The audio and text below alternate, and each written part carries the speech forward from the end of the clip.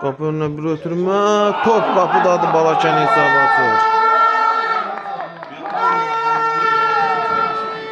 12-ci dəqiqə Balakən hesabda 0-1 irəli keçir.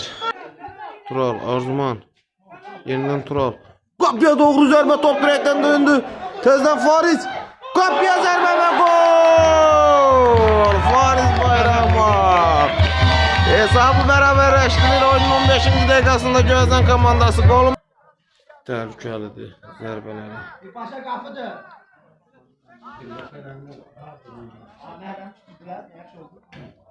Məhrəmi göndərdilər Ali Arzuman. Arzumanın zərbəsi və gol!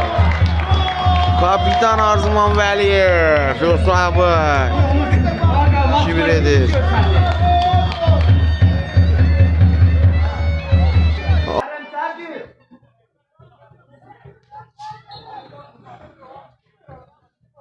İsmail Məmmədov yerindən ötürmə. Məhrəm Hacıyevin zərbəsi və gol! Top qapıdadır. Məhrəm gözəl bir gol vurur.